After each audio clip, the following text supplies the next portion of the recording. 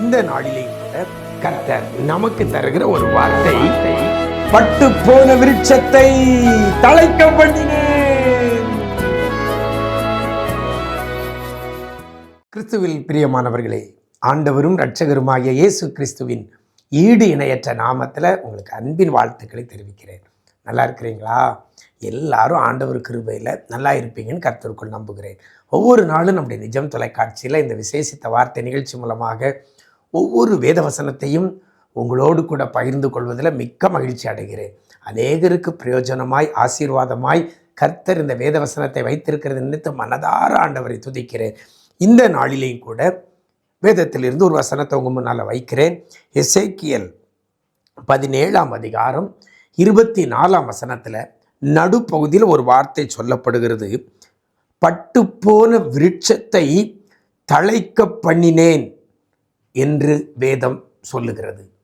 கர்த்தர் சொல்லுகிறார், கர்த்தராகிய நான் அப்படின்னு சொல்லி இந்த வசனம் ஆரம்பித்து, கர்த்தராகிய நான் இதை சொன்னேன், இதை நிறைவேற்றினேன் என்று உரைத்தார் என்று சொல்லப்படுகிற ஒரு வார்த்தை. பட்டுப்போன விருட்சத்தை தழைக்க பண்ணினேன் என்று கர்த்தர் சொல்லுகிறார். எனக்கு அருமையான தேவஜனமே, நம்முடைய ஆண்டவருடைய குணாதிசயம் ஒன்று, பட்டுப்போன ஒன்றை தழைக்க பண்ணுகிறவர் நம்முடைய ஆண்டவர். தழைக்க பண்ணினேன் அப்படின்னு கர்த்தர் சொல்லுகிறார். செய்து முடித்து விட்டார், தழைக்க பண்ணிவிட்டார். பட்டுப்போன விருட்சத்தை வெட்டி அதை ஒதுக்க தான் செய்யணும். அது தழைப்பதற்கு வாய்ப்பே கிடையாது. ஆனால் வேதம் சொல்லுகிறது, கர்த்தர் சொல்லுகிறார், பட்டுப்போன விருட்சத்தை நான் தழைக்க பண்ணினேன் என்று கர்த்தர் சொல்லுகிறார். அப்படின்னா நம்முடைய ஆண்டவர் எப்படிப்பட்டவர்? பட்டு போனவைகளை தழைக்க பண்ணுகிறவர். எனக்கு அருமையான தேவஜனமே, உங்களுடைய வாழ்க்கையில் பட்டுப்போன காரியங்கள் நிறைய இருக்கலாம். நிறைய காரியங்கள் பட்டு போய் இருக்கலாம். உங்கள் சமாதானம் பட்டு போய் இருக்கலாம். உங்கள் சந்தோஷம் பட்டு போய் இருக்கலாம். உங்கள் நிம்மதி பட்டு போய் இருக்கலாம். உங்கள் சரீர ஆரோக்கியம் பட்டு போய் கூட இருக்கலாம். உங்கள் பொருளாதார காரியம் பட்டு போய் இருக்கலாம். உங்கள் எதிர்கால வாழ்க்கையே பட்டு போன நிலைமையில் அநேகர் நீங்கள் இருக்கலாம். என் தொழில் பட்டு போய் இருக்கிறது, என் வருமானம் பட்டு போய் இருக்கிறது. இப்படி எவைகள் பட்டு போய் இருந்தாலும் சரி, பட்டு போனவைகளை தழைக்க பண்ணுவதற்கு நம்முடைய கர்த்தராலே கூடும். நீங்கள் நினைக்கலாம், அவ்வளவுதான், போனது தான், முடிஞ்சு, பட்டு போனது அவ்வளவுதான், இனி தழைக்க வாய்ப்பில்லை, இனி நான் மீண்டும் எழும்ப வாய்ப்பில்லைன்னு நினைக்கலாம். அப்படிப்பட்ட நிலையில் இந்த வார்த்தையை கேட்கிற தேவ பிள்ளையே, என் ஆண்டவர் சொல்லுகிறார், நான் பட்டு போனவைகளை தழைக்க பண்ணினேன் என்று கர்த்தர் சொல்லுகிறார். அப்படின்னா அவர் நான் தழைக்க பண்ணினேன்னு கர்த்தர் சொல்றார். அப்படின்னா உங்கள் வாழ்க்கையிலையும் பட்டு போனவைகளை தழைக்க வைக்க நம்முடைய ஆண்டவராலே கூடும். எனக்கு அருமையான தேவஜனமே, உங்கள் குடும்பத்தில் உங்கள் பிள்ளைகள் காரியங்கள், வேலை காரியங்கள், பிள்ளைகளுடைய எதிர்கால காரியங்கள் கேள்விக்குறியாய் பட்டு போய் இருக்குதா? கவலைப்படாதங்க. அதே போல் உங்களுடைய ஆவிக்குரிய வாழ்க்கை கூட இன்றைக்கி அநேகருடைய ஆவிக்குரிய வாழ்க்கைகள் பட்டு போய் இருக்கிறது. ஆதியிலே பண்ணின ஜபத்தை நான் இப்போ பண்ண முடியலை. ஆதியிலே நான் கர்த்தரோடு கூட நெருங்கி ஜீவித்தது போல் நெருங்கி ஜீவிக்க முடியலை. கர்த்தரோடு கூட நேரத்தை செலவிட முடியலை. என்னுடைய ஆவிக்குரிய வாழ்க்கை பட்டு போய் இருக்கிறது என்று சொல்கிறீங்களா?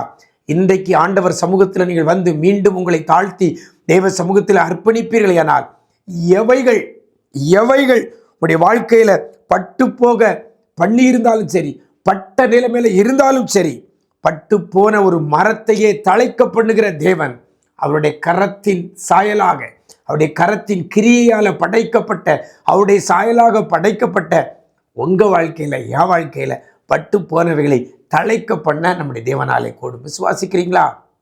அப்படின்னா இன்னைக்கு ஆண்டவர் சமூகத்தில் உங்களை ஒப்பு கொடுக்கணும். ஆண்டவரே, நான் உமக்கு அடிமை, என்னை அர்ப்பணிக்கிறேன், எப்படி என்னை தழைக்க பண்ணணுமோ தழைக்க பண்ணுங்கன்னு சொல்லி அவருடைய கரத்தில் ஒப்பு கொடுக்கணும். குயவன் கையில் உள்ள களிமண் நீர் எப்படி வனையுமோ வனைங்கப்பான்னு சொல்லி நம்ம அவர் கரத்தில் ஒப்பு கொடுப்போம். ஆனால் வாழ்க்கையில் பட்டு போன எந்த காரியமானாலும் சரி அதை தழைக்க பண்ணுவார். ஏன்னா அவர் தழைக்க பண்ணுகிறவர். நான் தழைக்க பண்ணினேன் என்று சொல்லுகிறார். இந்த வசனத்துல இன்னும் ஒரு காரியம் சொல்லப்படுகிறது.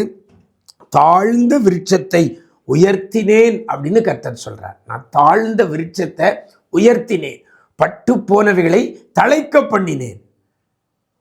பட்டு போன நிலைமையில இருந்தாலும் சரி, தாழ்ந்த நிலையில இருந்தாலும் சரி, என் தேவன் உங்களை உயர்த்த வல்லவராயிருக்கிறார். பட்டு போனவைகளை தழைக்க வல்லவராயிருக்கிறார். அந்த ஆண்டவரை பிடிச்சுக்கிடுங்க. நல்ல வேதம் வாசித்து ஜெபம் பண்ணுங்க. இந்த வார்த்தையை திரும்ப திரும்ப நாவினால் அறிக்கை பண்ணுங்க. கர்த்தராகிய நீர் பட்டு போனவைகளை தழைக்க பண்ணுகிற தேவன் அல்லவா? என் வாழ்க்கையில் இதை செய்யுங்கன்னு சொல்லி ஆண்டவர் சமூகத்தில் கேளுங்க. எவைகள் பட்டு போய் எத்தனை காலங்கள் கடந்திருந்தாலும் சரி, மீண்டும் அதை தழைக்க பண்ண தேவனாலே கூடும். நம்பிக்கையோட விசுவாசத்தோடு இந்த வார்த்தை பிடித்து கொண்டு ஜெபிங்க. கர்த்தர் பெரிய காரியங்களை செய்வார். நாம் ஜெபிக்கலாமா? நேசிக்கிற நல்ல பிதாவே, ஆசீர்வதிக்கப்பட்ட இந்த நல்ல நாளுக்காய் இப்படி சமூகத்தில் வருகிறோம். கர்த்தராகிய நான் பட்டு போன விருட்சத்தை தழைக்க பண்ணினேன் என்று சொன்ன வார்த்தையின்படி பட்டு போனவைகளை தழைக்க வைப்பது உமக்கு லேசான காரியம் ஐயா. இல்லாதவைகளை இருக்கிறவைகளைப் போல அழைக்கிறது உமக்கு லேசான காரியம்.